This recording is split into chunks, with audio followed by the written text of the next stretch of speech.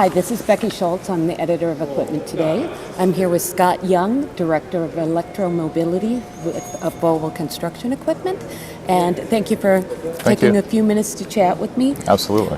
We're here to talk about the advances in technology that are coming in the construction industry, and specifically looking at hybrid technology and the electrification of construction equipment.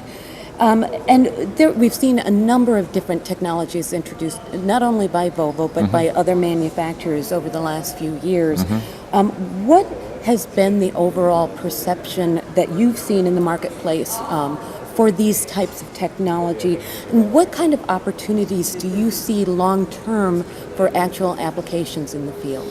Well, I would say, we do see it across our industry. The technology is coming and it's around us, so society is getting more and more comfortable with it, and I would say our industry is no different than that, and we're constantly looking for ways to improve the customer applications and how they can utilize the equipment in a better way to drive efficiency and drive success and drive their business and sustainability. So we see that customers are actually asking for more efficiency and more safety and all of those things, so we see technology as an opportunity for us to support our customers.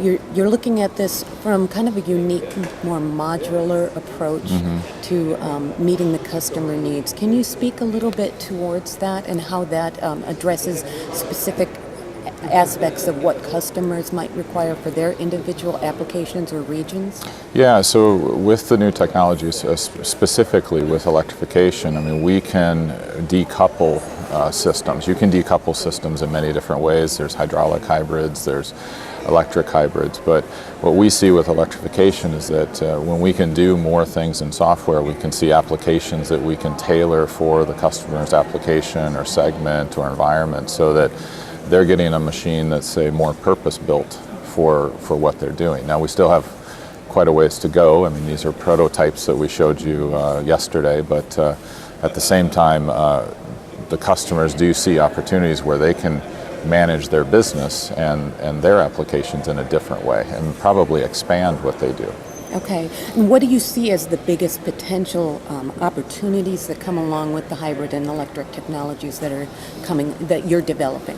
I would say the biggest opportunity we have, again, is tailoring the machine. So there are soft products or soft offers that we can bring with the new technology.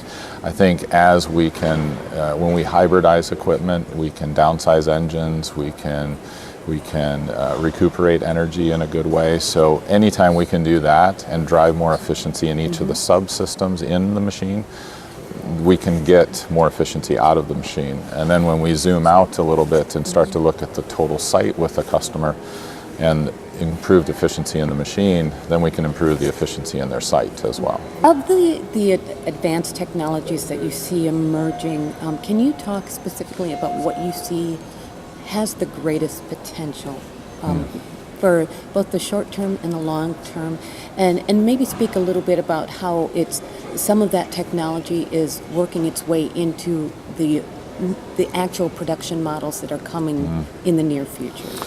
Well, I think the combination of technologies gives us the greatest potential. So when we combine electrification and automation and then connect the machines or have connectivity for a site solution, that's going to be the greatest potential that we have. But when it comes to, say, automation as an example, when we're showing steps to full automation, there are things like remote control.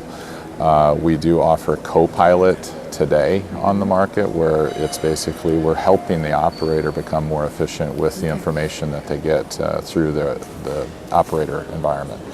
So those are things that are out today, like the co-pilot, and then that just helps us lead into remote control and automation.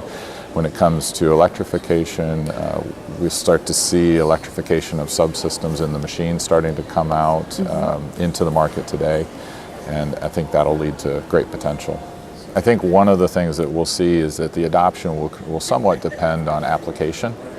So which segments have infrastructure to support some of the new technologies, as well as legislation. So where we get, say, pressure coming from legislation or regulatory agencies, like cities that are going to low emission zones and so forth, those will start to push certain products. So I think the adoption will depend on that, and then of course, the advancement of the technology and the customer acceptance.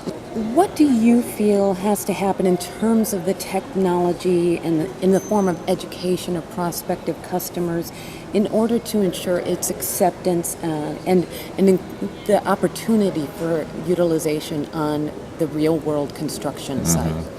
I think it's things we're doing today. Right. We talk about operator training and we talk about proactive maintenance and taking those contracts. So I think the more we can get information and training in and closer with our customers, and the better we understand some deeper understanding of their job sites and the applications that they work, we can then take that learning and really build on our equipment the right solution for them. So I think it's bringing some of the technology step by step into the market so that we can gain acceptance with the products. And of course, we need to deliver a safe product and have quality. One of the things I think too that we've seen is cost as an issue, especially with some of the hybrid technology that's currently available on the market.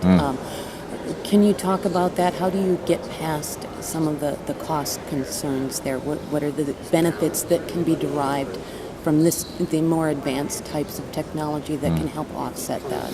I think, of course, fuel. So the less fuel or the less energy that we're using, the more efficient we are. That's a savings that people recognize right away. But then it goes again to zooming out and saying, are there accidents that we can prevent? Are there things, that we can keep employees in a safe environment?